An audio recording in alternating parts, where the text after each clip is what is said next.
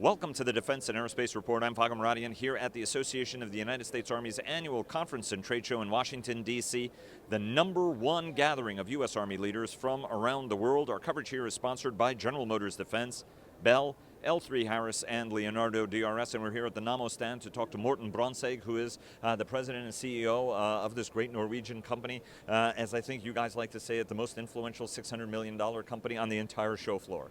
Oh no, we need to be humble guys, but we have been in the US for a long time, and it's a very important market for us. We are growing in the US and investing substantially, and we are trying to deliver on the US warfighter needs going forward. I remember years ago, it was about 12 years ago when you guys started the factory in the United States. That was at the height of Iraq and Afghanistan, where the United States couldn't get enough bullets and munitions. But even then, you had an eye on what the strategic future was going to hold.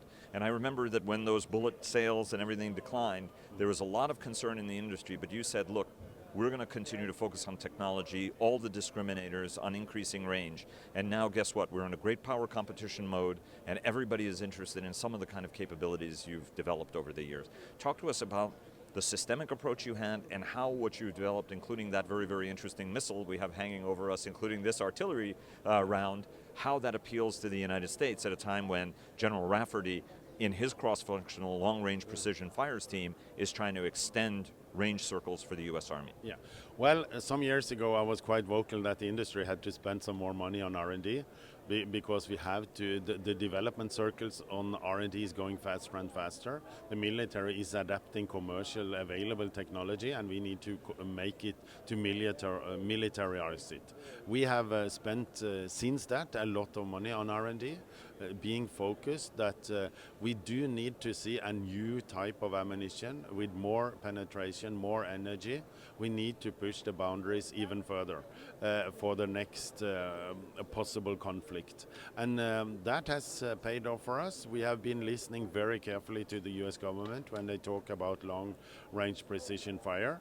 This has been a leading star for us for a long time. We have developed now a round on the artillery where we are combining a ramjet rocket motor together with all of our ammunition competence. So we are crossing two very important technology areas and pairing them together. This is bringing range that no one has ever seen before on artillery, at least.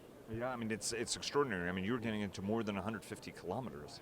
Yeah, it's the old legacy artillery rounds could fire maybe around 20-30 kilometers, and then with added rocket assist or base bleed stuff, you could maybe get it up to 60-70 kilometers. But now, with a complete different setup, we can quite easily fly 150 kilometers.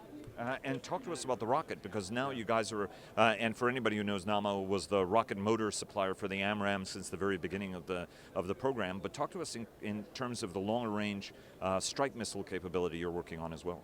Yeah, we are working on the ramjet technology to enhance a range of missiles substantially. It's clearly a need. Its long range is both on the ground and in the air.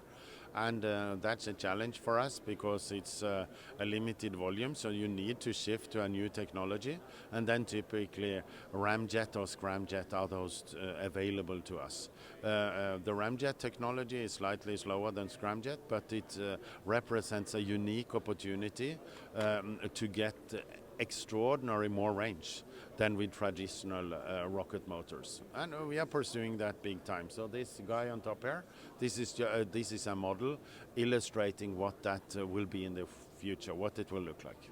And what's the range factor you're talking about, right? I mean, if you're looking at an AMRAAM, you're looking at a weapon of about 50 miles or so, right? Whereas 40, 50 miles. Whereas talk to us about the kind of how dramatically different your range is when you combine it not just with the solid motor, but actually getting some rammed air into the system as well. Well, it's realistic to talk about 400 kilometer range on this kind of technology. So, and with today's cross-domain activities, guidance of these kind of things can be done by multiple sources. So it's doable in today's environment to fire at these ranges. You're all about strategic investment and keeping your eye on the ball and continuing to grow the enterprise. You're at 600 now. As you look, given how you've already made some investment, you continue to make some investment, where do you think you're going to be in 5 years' time? Oh, in 5 years we will have grown substantially more in the U.S. We are investing now for the base bleed activity for U.S. Army. We are investing for rocket motor activity in the U.S. So we will have made a substantial growth in our business in the U.S. Not on 100 different programs, but a few selected technology areas where we can help out the warfighter. And how is the Futures Command working from your standpoint, right? General Rafferty is the long-range precision fires chief, very smart guy, very focused on the problem. His PEO counterpart is exactly the same way. Brian Cummings is looking at extending range and supporting from the acquisition side. From the standpoint of somebody who's trying to bring new ideas to the fore, how is this new organization working? I think it's working well, and I think they are pinpointing, they are not sending too many different messages. They are stating that now we need to solve a range problem, and then he sets the direction for the industry, and this is very good. So it's really necessary because of the technology development going faster. It's very important that the customer is out and vocal, saying that what technology areas should be prioritized from the industrial side, because time is short in order to deliver working systems to the warfighter.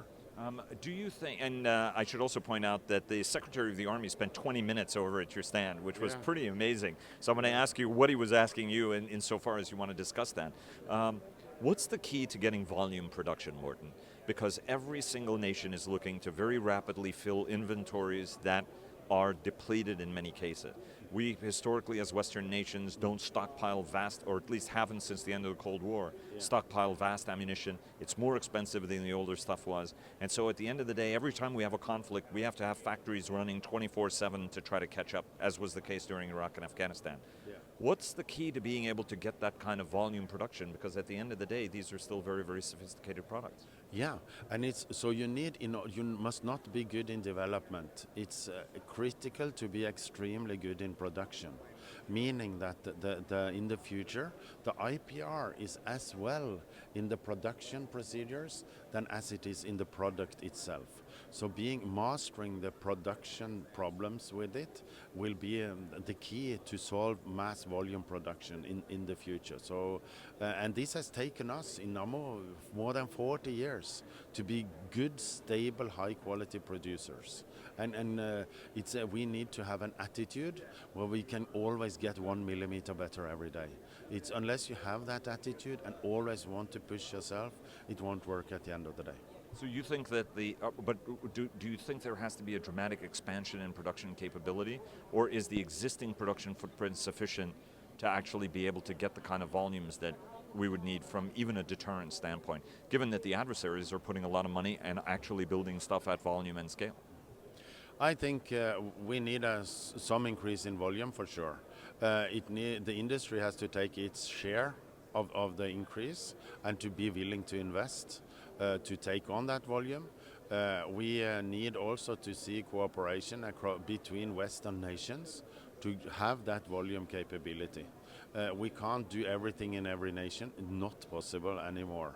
So strong international cooperation, long-term view, and having both the capability and capacity nationally is needed. Let me ask you one last question. So you're a small company, but you're batting way above your size league. How do you guys identify where you're going to invest, how you're going to invest? Because every cent is precious to every company, but particularly so for a smaller company that is a niche supplier. How do you guys pick and choose where you're going to be putting your human resources, but financial resources?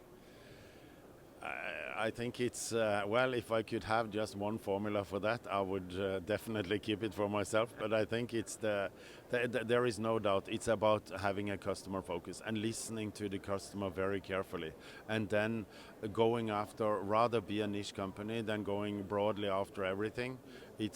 And then when you go after it, then stay in there until it works and be seriously loyal to the customer. Listen carefully. I tell everybody that we got a double set of receivers compared to the vocal thing, so that should give us a fair hint, I think. Morten Brandtzæg, the President and CEO of Nammo. Sir, it's always an honor and pleasure to talk to you. Best of luck, and really some extraordinary stuff you guys developed. Thanks very much, and hopefully we can visit you guys in Norway one of these days. You're welcome anytime. Thank you.